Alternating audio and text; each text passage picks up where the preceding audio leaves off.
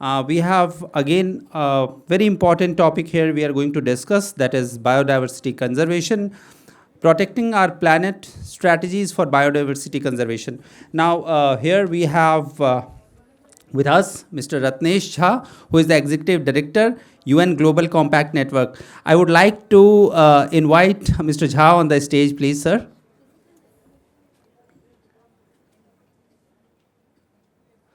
A round of applause. We have Mr. Vishal Chowla, Leader and Director, Roundglass Foundation. Welcome, sir.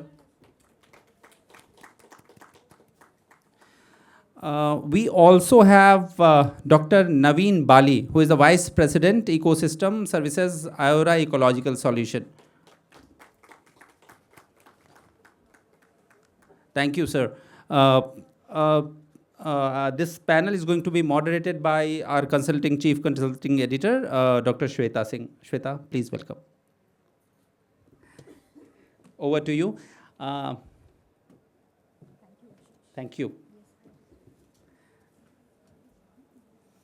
Thank you. So, just before Shweta begins, I have something very close to my heart to share here. So, when we are doing such kind of events, the purpose is not just to make people sit in the hall.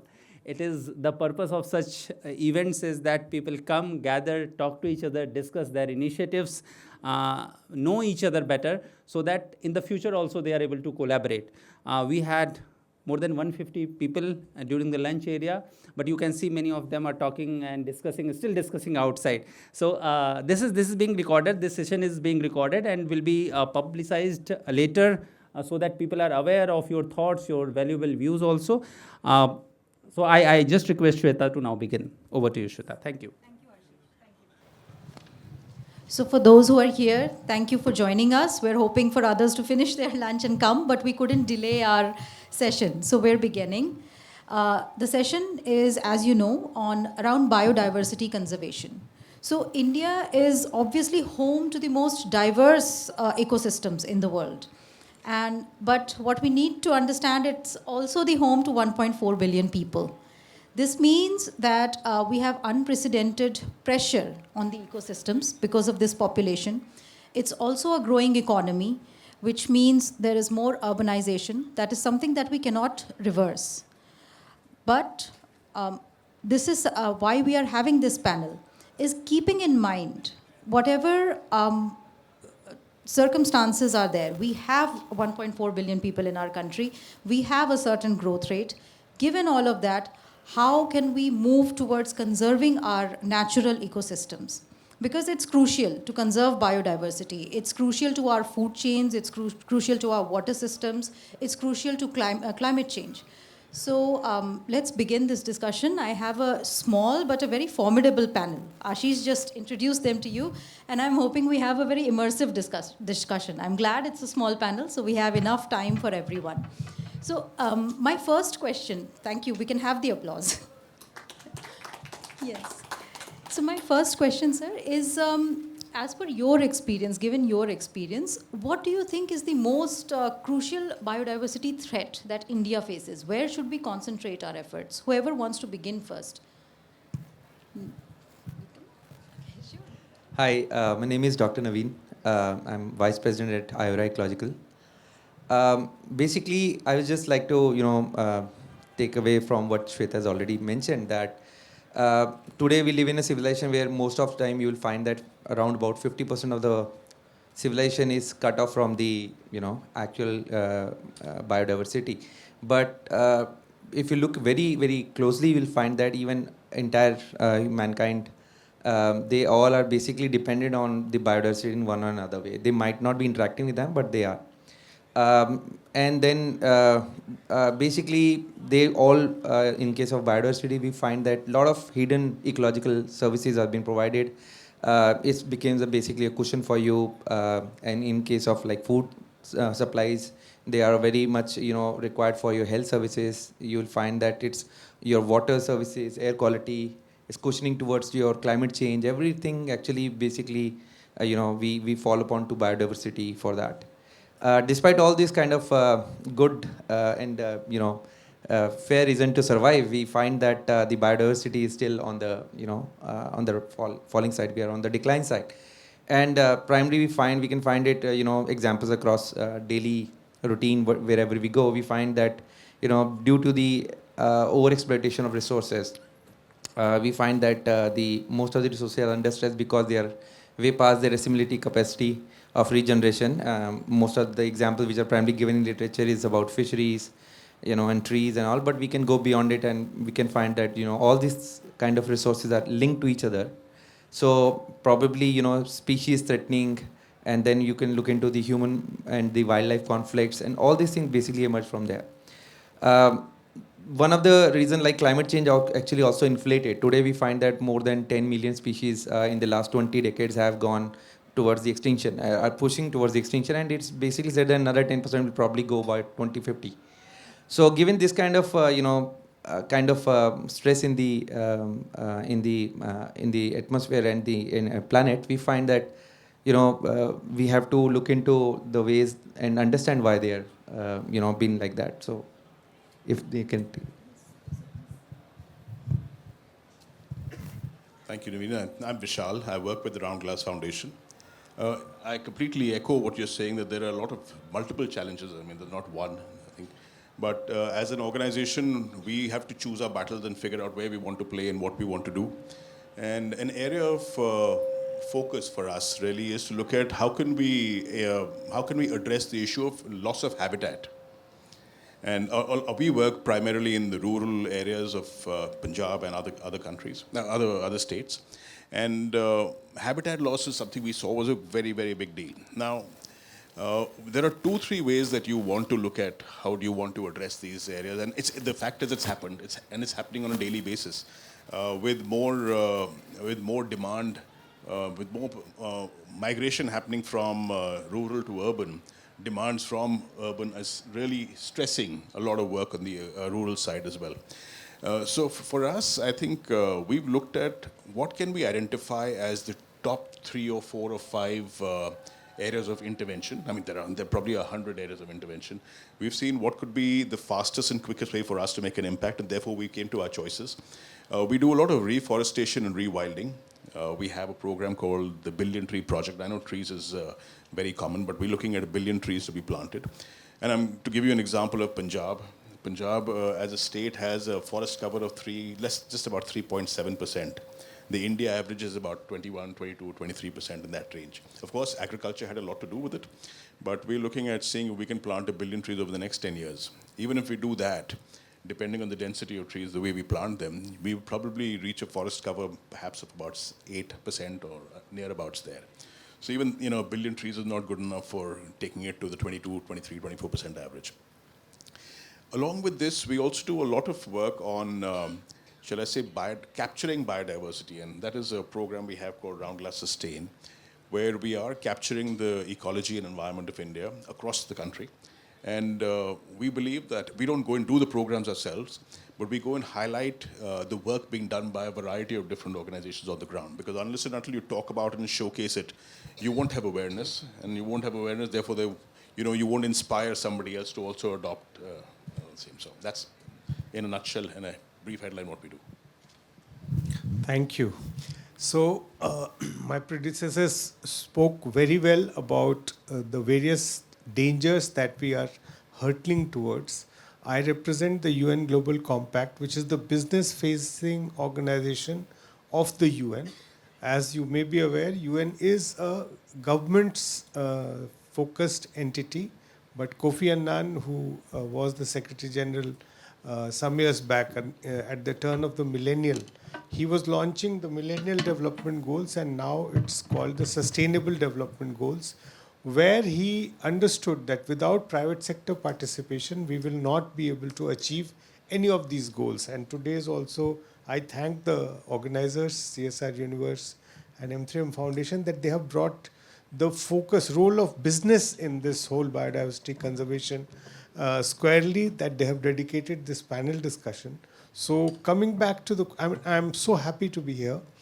And it's a very, very closed topic to my heart, where all the hands should be on the deck, because we are rapidly losing our biodiversity.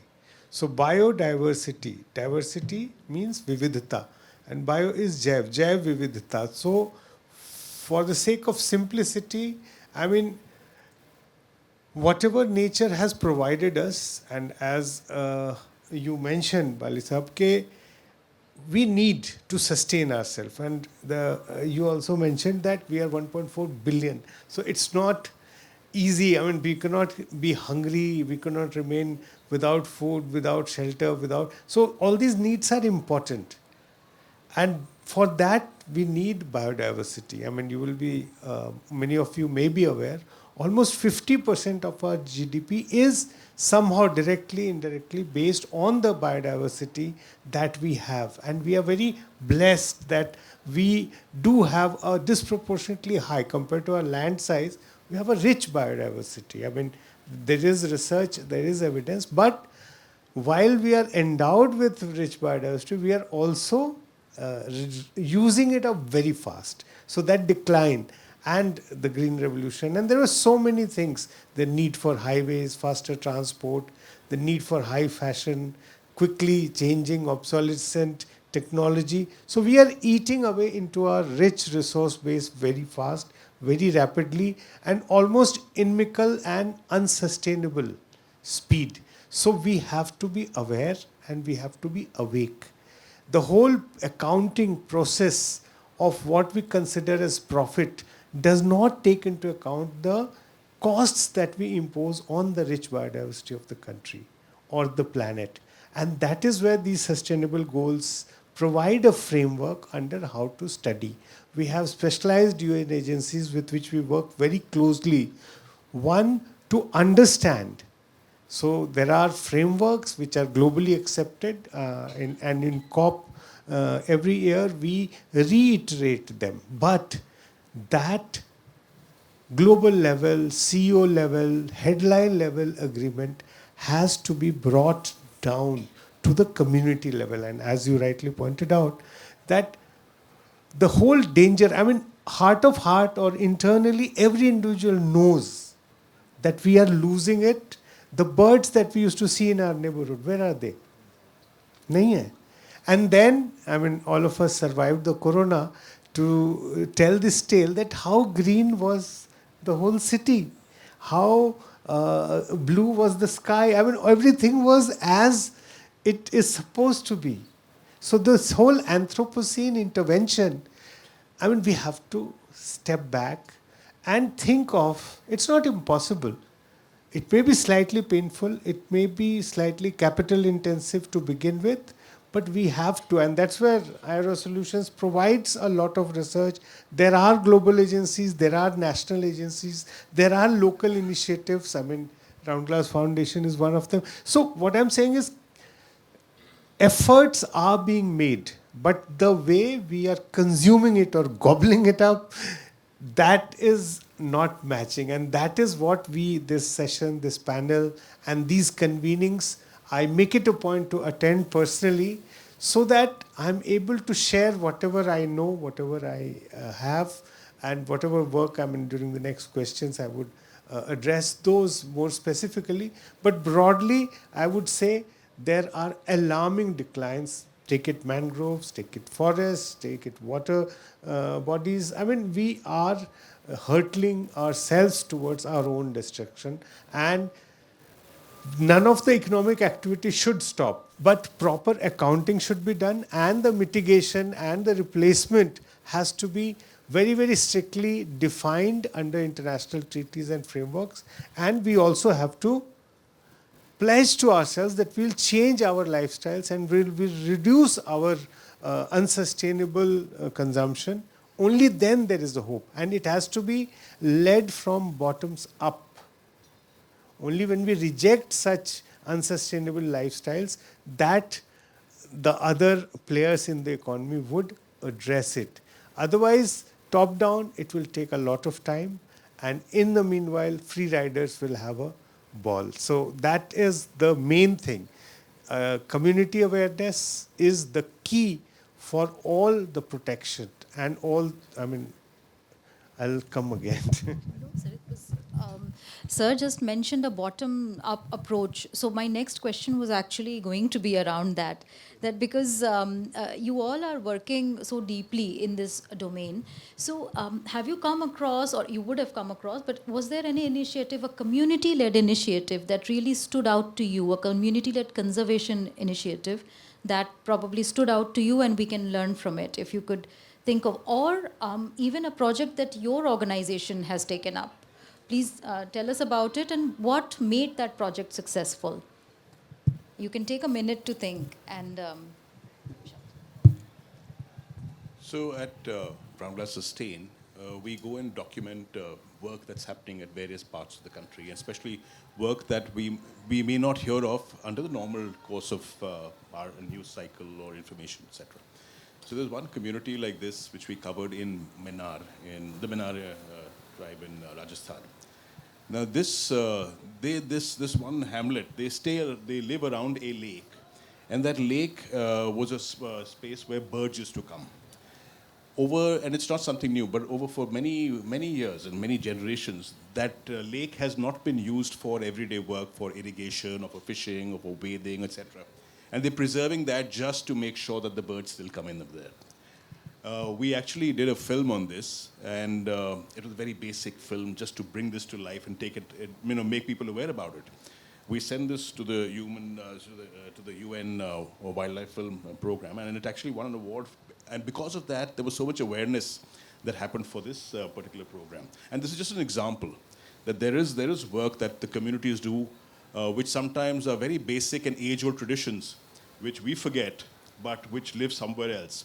And a story like this, we want to talk about a story like this because then it can inspire the village next door, or inspire future generations. Even the children in those villages now know that they have to protect this, and so therefore that water body stays. This is a very small example.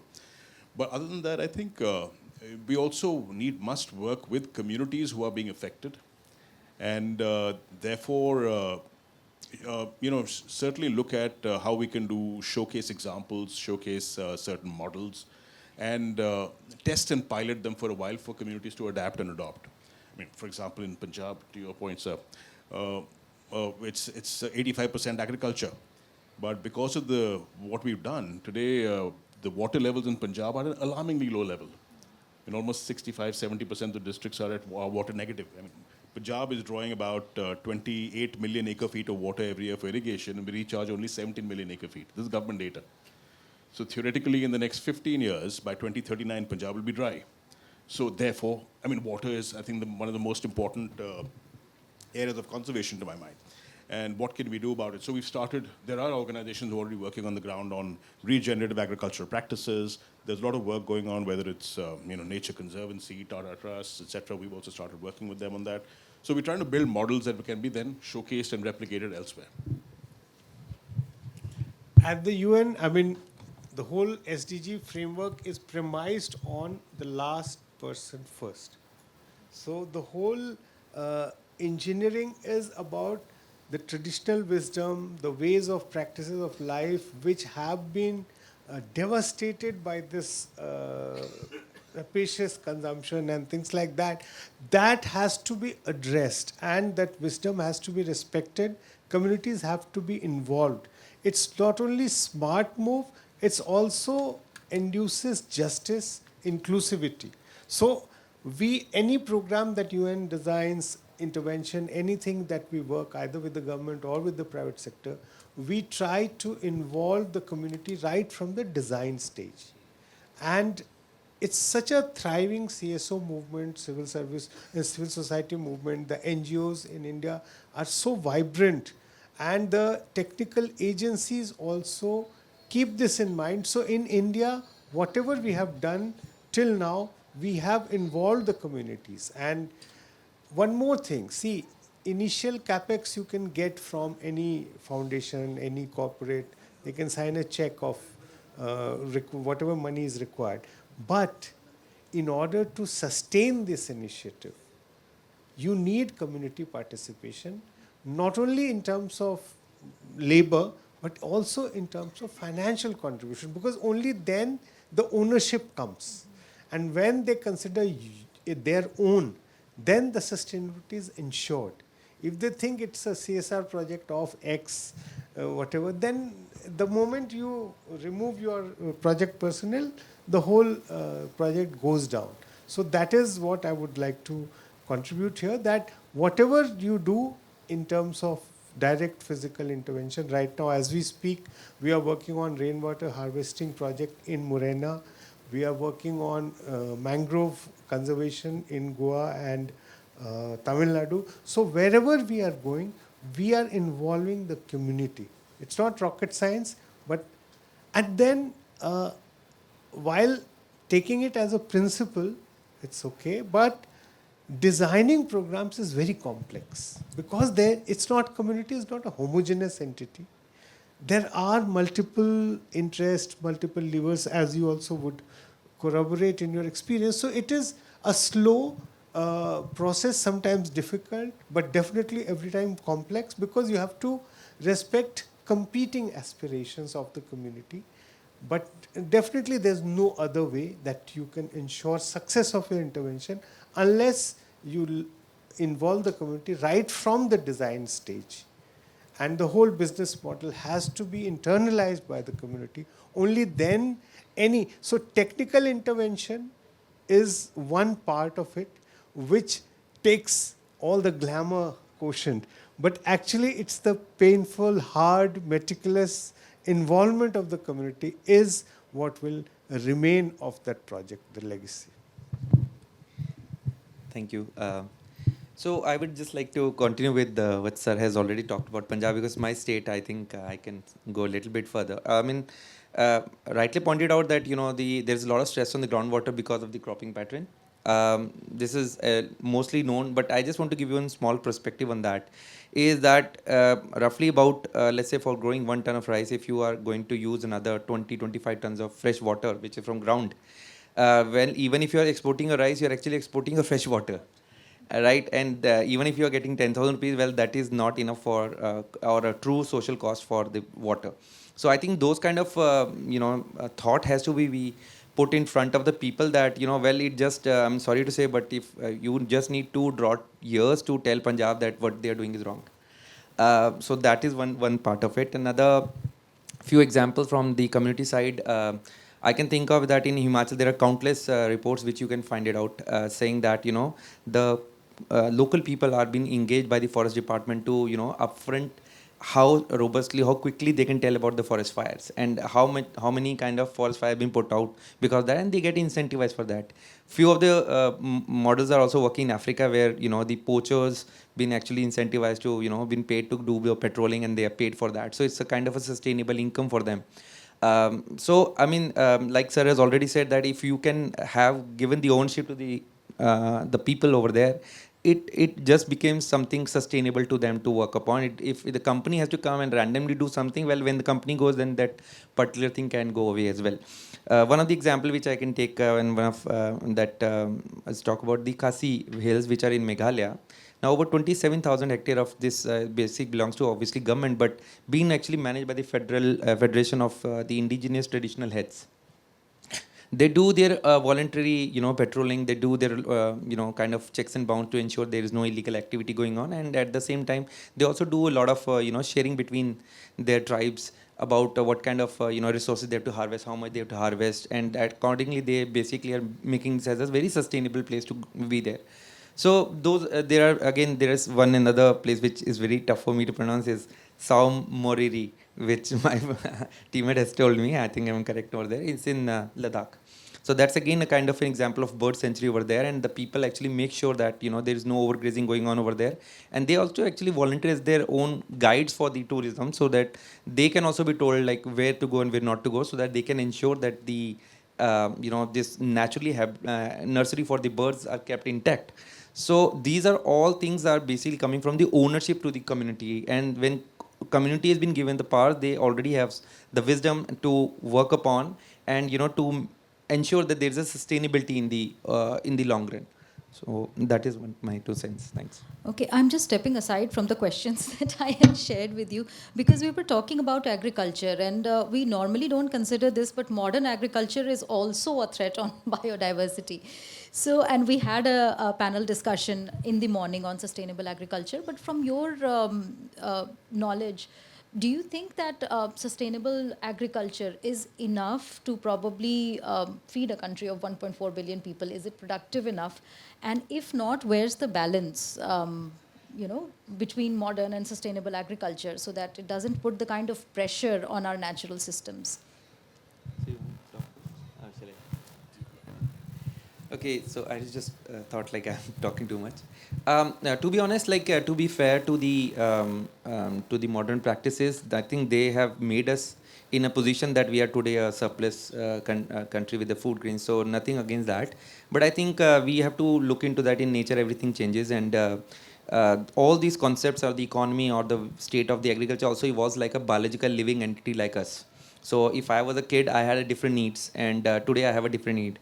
I cannot be, happy with a toffee or, some sort of sweet today because that's not my goal. But in the kid, so when the economy was rising, we needed all those things to happen. That has happened. But now it is time for them to, over the time, evolve themselves with the time and the changing pattern in, kind of a stress which we are getting. Now, coming to your question on whether it is enough or not, well, to be honest, I think it will make sense. There are some studies which tells that, when you try to use sustainable practices, when you try to incorporate the carbon content back to the soil, the nutrition value of the food also goes up. And there is one study which I can quote maybe that, you can at least solve the problem of overeating by the global food supply by 10% when you are eating these kind of soil-rich food, because you then get a lot of minerals and vitamins from there. So that is one way of looking into it. Another thing is that the farmer has to also make a kind of a trade-off between what he can get in the short run versus what he can get sustainable in the long run. Of course, whatever money is being spent, if it is deteriorating the fertility, it is also on the next year it's going to be impacting the cost of fertilizers, cost of pesticides, and over the top, let's say, the health of the community. So if you take all these things away, then you will find that, well, I think it's far better to start switching towards the sustainable practices. And I think one of the states like UP and all over the years has shown that this is possible without much of the trade-off between fall in the food grains as well. So. Thank you. So basically, what I want to emphasize here is that in a knee-jerk fashion, if you do it, then it is not sustainable. And Sri Lanka example is very recent in our memory. But that's the way of slow and gradual and incremental substitution. And see, you have to take the opportunity cost. The kind of variety that we had of traditional seeds, we are just becoming monocrop kind of a thing.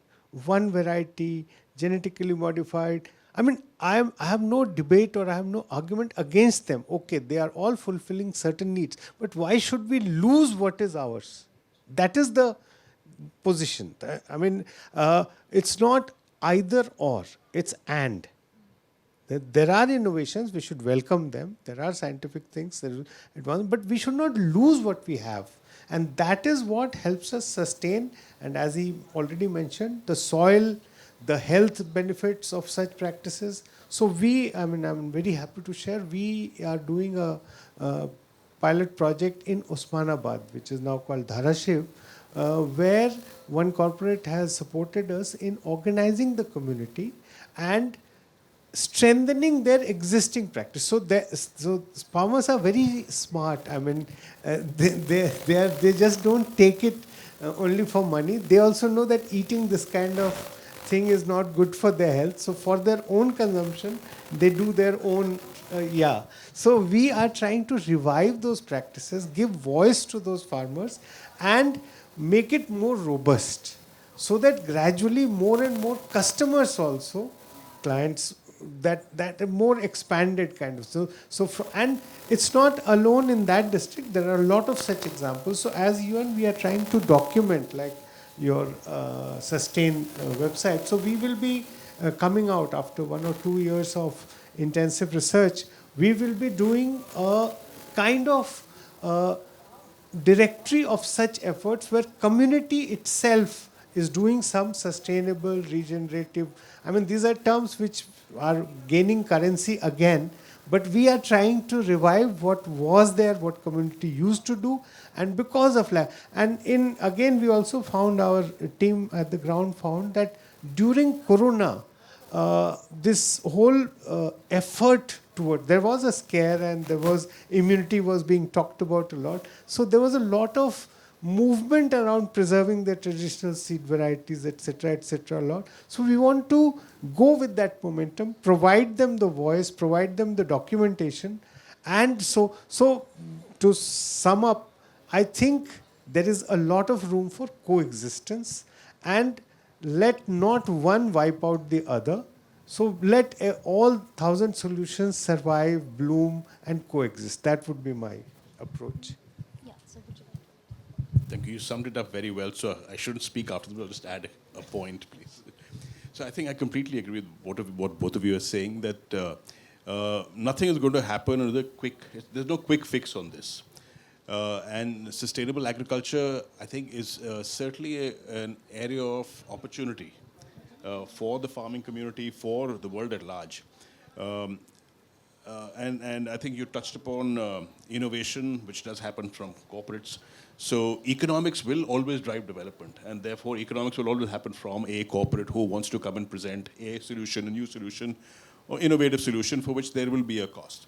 But I think, very rightly said, we cannot lose practices, we cannot lose methods and techniques that we have been using for a very long time. So we as an organization, we think that a farmer is not going to change her or his way of farming because I'm going and telling that. It is their way of life. They've been doing it forever. It's their bread and butter. So to be able to even influence them or even show them something, we have to create models. And I think that's one approach that we have taken, where we have set up demo farms, a number of demo farms, where we are recording data over various crop cycles. And to your point, that data is available for farmers to come and see as to what's going on, what's working, what's not working. Some will fail, some models and some tests will fail, some will succeed. But I think it's going to be a very slow burn, and one will have to be invested for the long term. This is not really a short-term fix to my mind. It's a very long-term change. We've been doing this for so many years. We've been using chemicals for so many years, and also I think education of farmers also. I do know that when we go and talk to the farmers, they say, "Aap aaye ho, aur 10 log bhi aur aake yahi chabol ke gaye hain." So kiski baat mane? I think so. There has to be. It's not that we don't have we're not the best. I think the farmers know better than us, or even I would say wherever you're doing any program, the community knows best what they need to do, and I think it's very important to engage them and figure out what and how we can actually help them with. Yeah, I think you rightly said it's about educating the farmers, but I personally feel it's also about educating the consumers, because like sir, you mentioned COVID twice, and I think COVID really made us rethink our priorities. At least we keep our health as a priority now. The government has also announced the year of millets, and so all of these things are coming up at the same time, and I think we're at the right point of time to give a push in the right direction.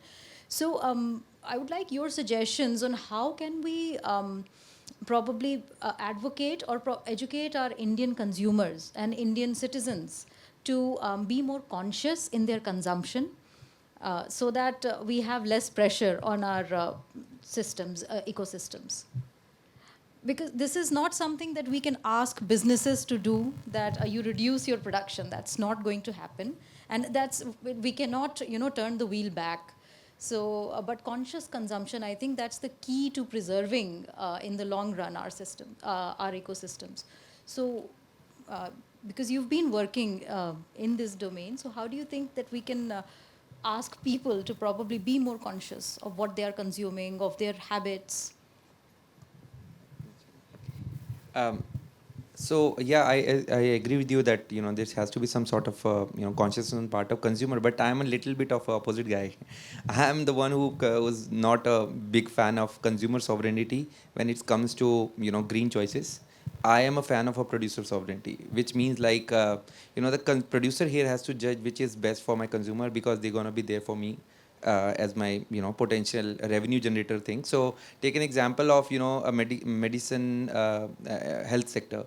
Well, nobody's gonna come and tell doctor like you please invent something new for heart bypass surgery. No, it's the other way around that the industry thinks that there is a need for this kind of operation and this kind of machine has to come. So nobody's gonna ask for it. As long as there is a soda in my fridge, I mean anyway gonna consume it because I paid for it. So I don't want to give them those choices. So if we can make the market today, if you look at the market, if I'm going to, let's say, visit some place, on the way I can always find lace, but I cannot find healthy food. So the choices are not there for me right now. So if the producer are made aware of those things, and if the, one of the reason why it's done because there is, lot of, the way the, some organization works are they are very lenient with the what kind of ingredients are being used over there. But if I want actually things to be happen that I don't want to give any choice to the consumer, I will give them only the green choices. So then they will end up with anyhow getting the food which they want. So I'm a little bit different in that way. Maybe panels other way may suggest something else. Khatarnak idea.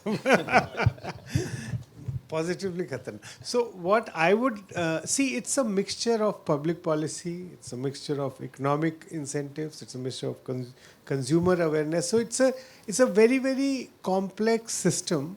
But I would definitely like to record that situation is improving year after year after year. I mean, when I was a child, I was not even aware that what are the ingredients in the chips or whatever masala I'm eating. Right now, it is forced. I mean, you have to, but then to make people aware about reading it and making choice over it, I think social media has a role. Youth is now more aware. So things are happening, but it cannot be legislated one way or the other. It's a very, very thousand moving parts are there. But what is positive, I mean, the Year of the Millets had a huge success on raising awareness about millets. And now if you go to all those apps, a lot of millet-based options are there. And the consumer is very, very, at least some sections of the consumers are very much in demand for, they want to buy healthy, they want, but they, to ensure that a supply chain is built around this and the verification and the documentation and the FSSAI certification and all that have to evolve and have to become more and more available. Unless that happens, only taking care of one side will not help. We will have to simultaneously move both the supply side as well as the demand side, making people aware of the adverse consequences of using the non-healthy options. So I agree with you that these have to be checked at the regulation level, at the production level, and yet while we are doing that, consumer awareness also has to go on simultaneously, and social media can have a very, very important role in it, because now no one is reading the newspapers, no one is watching television, everyone is immersed in their mobile. So let us reach through that medium. Let us change our strategy. Yeah.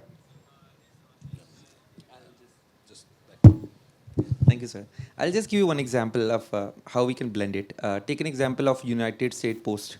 Long back when they started initiating to promote this awareness, whenever the parcel will come, they will have one line written that this much CO2 emission has gone to deliver you. That's it. Same with Japan Airlines and all major airlines. They used to just mention that this much CO2 emissions. So you are just aware and you start feeling guilty about it. But over the time, you'll find today they are actually looking for carbon price because they want the producer, because consumer is correct, but you cannot fix the responsibility on consumer because it's little tougher. Like, for example, China can also say that, well, Europeans and US are the one who are consuming most of my demand. So CO2 emissions should belong to them because I'm doing, but that is not how it will be working. It is about the producer sovereignty.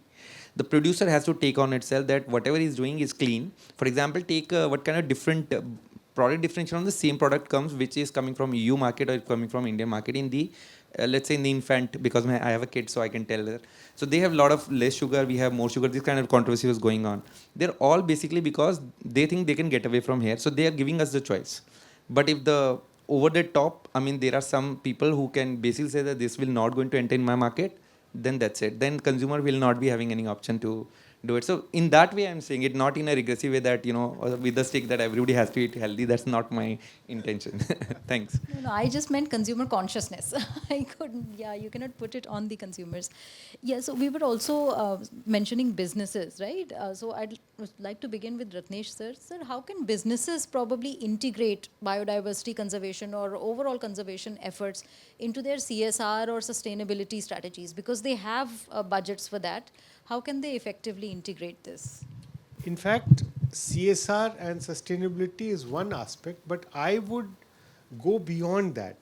I would say that even in their way of organizing their production, organizing their supply chain, organizing everything, there has to be a responsibility.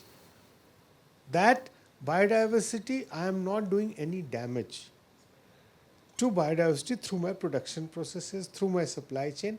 I mean, that awareness is the first key important thing. So CSR, okay, it's icing on the cake. But the main thing is that what we do, am I net water positive? Am I not destroying the biodiversity around me, or because of my supply chain interventions? So if that awareness is enforced, and there are frameworks for this. So if the country legislations, the international agreements, and the businesses, if they all can align, and it again, I'm not an advocate of overnight switches, a gradual consultative process, because there are livelihoods. I mean, we can talk in conferences and panel discussions, but there are livelihoods attached to each option, negative or positive. So we have to slowly wean them away by informing that this is the framework, and you have till say 2030. You have till say 2047, till 2070. These are significant milestones, and the cost of non-compliance, both in terms of economic, but also economic in the long term, which is going to be harmful, and also the whole health, the whole ecosystem, everything is going to collapse if we continue the way. So that projection, in very simple, easy to understand manner, can be a way of moving forward.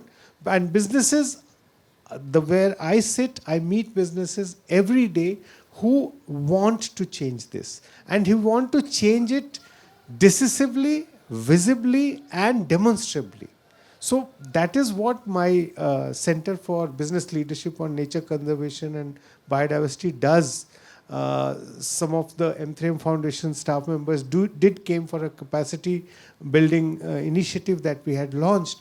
But what I'm trying to emphasize is that India is a continental kind of proportions. So it will take a lot of time from those business leaders to the tier 2, tier 3, tier 4 hamlets, where we reach this message that whatever we do, we should be careful and conscious that are we maintaining the biodiversity that we already have, or are we trying to kill it by our short-term profit motive? So that choice, I mean, and PM Modi's life principles, which talk about individual actions, all those things have to be integrated.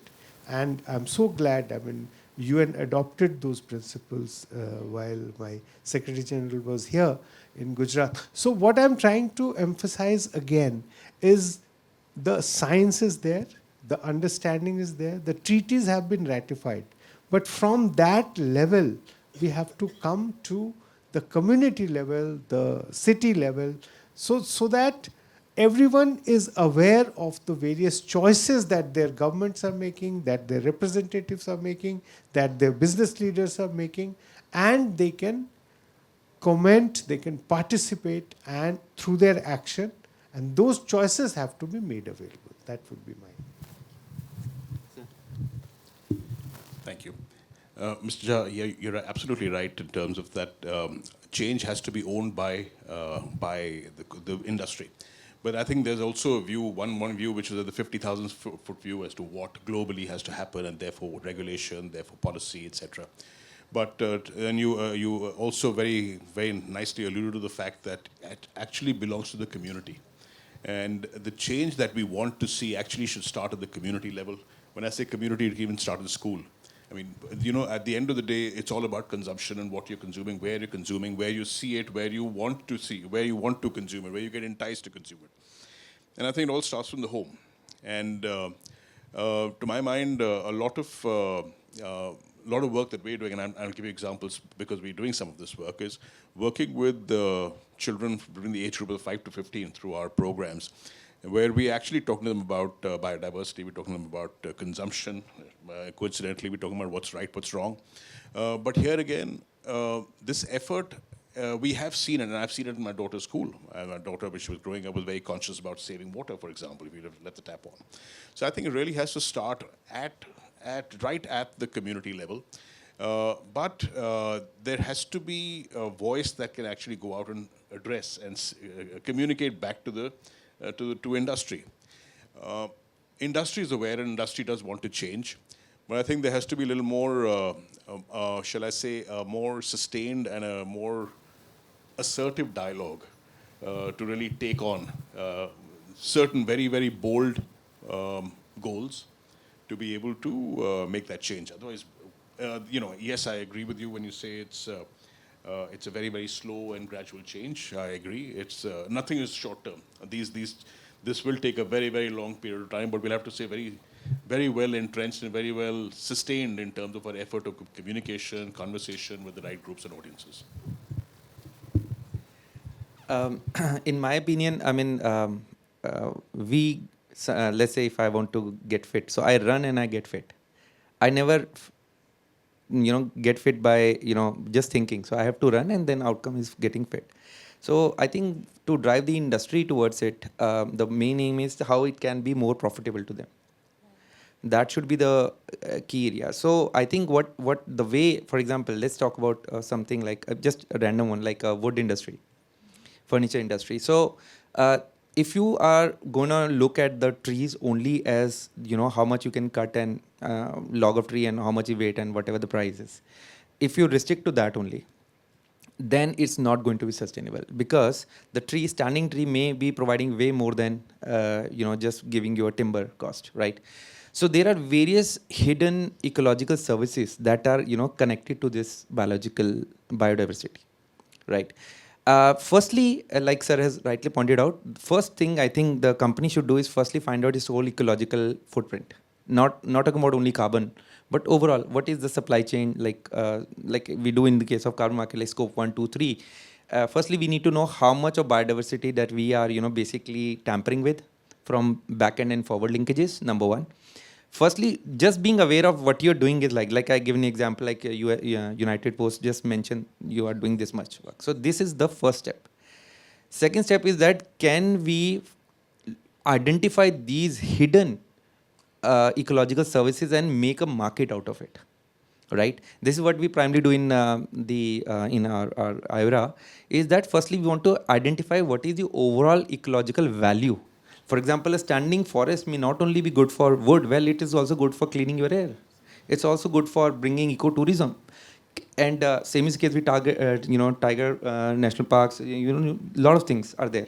Water purification is there in the water. So can we first quantify and get the value out of it? Now, second thing is to, basically say, well, if you want to cut the tree, you are not only paying for the wood, you are paying for X amount of some money, which you are also tampering with it. So you are incorporating the social cost into the private cost. Now, you can say that, well, Naveen, this is very, very vague, itna kaun karega. Well, you can start with something and slowly build upon and polish your methodology, because of course this will be different price for different places. Rajasthan, 1 liter of water will be different than what 1 liter of water is in Assam, right? So then you can make a market out of it. Now there is a trend of creating biodiversity credits, which is coming up. uh, you can create market for that. You can create market. We already have carbon markets working for it. So when a farmer is there, he thinks that only when I cut my crop and then I sell it, I get money. But now he will say that, okay, I can also, even if my crop fails, I can also give it to some industry like, sustainable aviation fuel or biofuels. That much I can get from there. Second is any kind of out of tree forest. If I'm growing in my forest, I can also get some credit for that. So now it became the entire kind of a system where he can get various kind of, income is coming from various different services that he's actually providing. But we were actually taking it for free from him. So when industry goes into it, they will be more interested into getting to, buying and purchasing of these kind of things, because they want to also tell their investor, like, look here, I'm the one who's very clean. And now this also necessitates that there might be chances of going greenwashing. So here the regulator has to come and ensure that there is kind of a standardized methodology, so that people can judge and evaluate on based of some standard thing, that they are not doing any kind of greenwashing. This is actual ecological services that they have been using or drawing, and ecologically equivalent payment has been made to the stakeholder, farmers, or the lowest of the lowest person who is actually there, or the community. So I think in this way, over the time, like as we are slowly finding out in case of carbon markets, although carbon markets by default are not the perfect market right now, we are still working on improving on it. Similarly, these broader markets, which are biological market, has to be identified, has to be standardized, and then carbon market can become one part of it. And this is which can also drive the companies to come in, because this way they will also make their money and they will ensure. So whatever the loss they are getting, for example, take a case of green steel, which I have worked on. Green steel is actually 20% more premium right now, because the scale is not there. Who will buy green steel? People say, conventional steel is okay with me. So now they are saying that, okay, can we initially mandate in Indian Railways to buy this? Over time, when scale will affect, that price will come down. So then it became profitable for them to go towards green steel.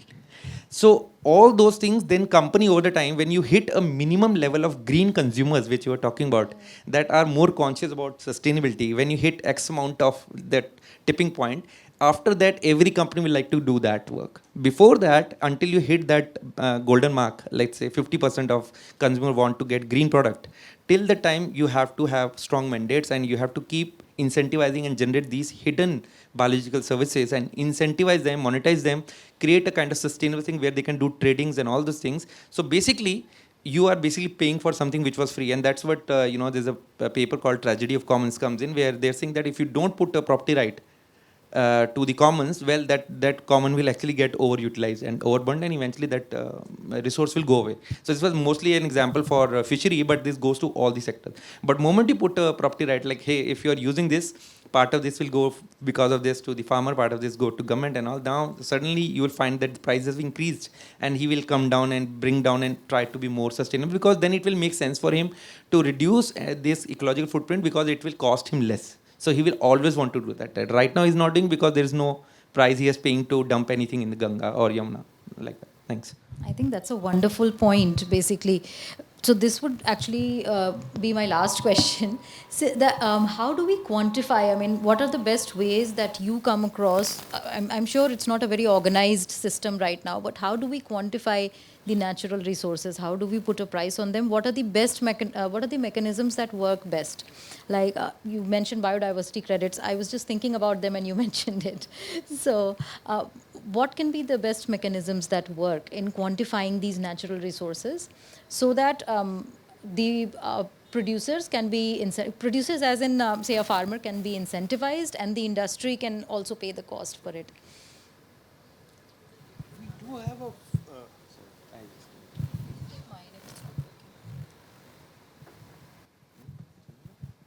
You can take mine. Yeah. Hello.